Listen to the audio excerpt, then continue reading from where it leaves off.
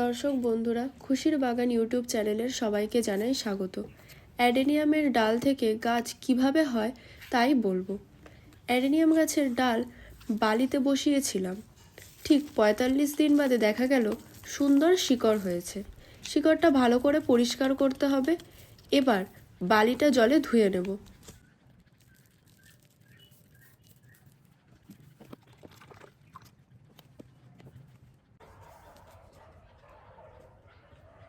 ভালো করে ধোয়া হয়ে গেলে স্যাপ জলে ভেজাবো। এর মধ্যে আমি মাটিটা তৈরি করে নেব। পাত্রের মধ্যে ভার্মি কম্পোস্ট নেব, মাটি বালি নেব।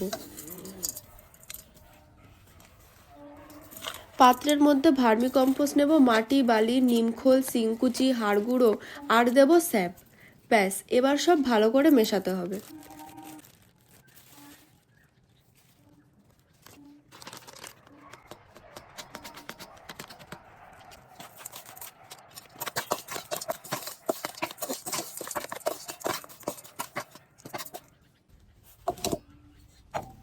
এবার টবের নিচে যাতে জল না জমে তার জন্য একটা টব ভাঙা দেব কিছুটা বালি।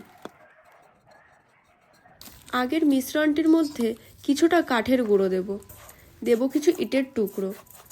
এবার হলো অ্যাডেনিয়াম গাছের পারফেক্ট মাটি।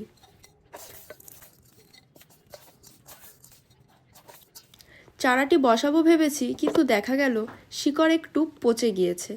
তাই ভালো করে ছোট শিকড়গুলো কেটে দেব, যাতে গোড়া মোটা হবে।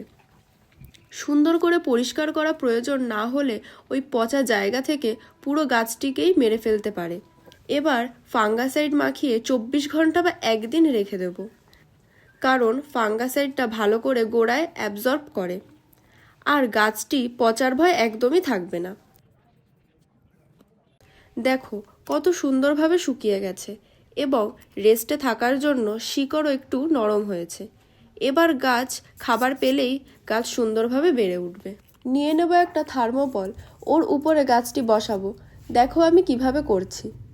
মাটিটা একটু উপরের দিকে রাখবো বলে একটা সাপোর্ট দিয়েছি। এটা অপশনাল, দিতেও পারো আবার নাও দিতে পারো।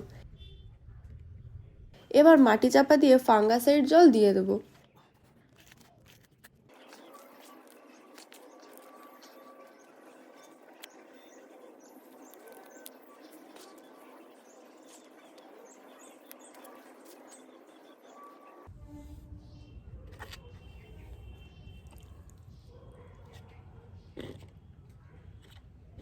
দেখো জল দেওয়ার পর কত সুন্দর জল বের হচ্ছে টবের নিচ দিয়ে। এইভাবে যদি গাছ লাগাও তবে গাছও অনেক সুন্দর হবে আর ড্রেন সিস্টেমটাও খুব ভালো হবে। ভিডিওটা ভালো লাগলে লাইক, সাবস্ক্রাইব অ্যান্ড শেয়ার করে দিও।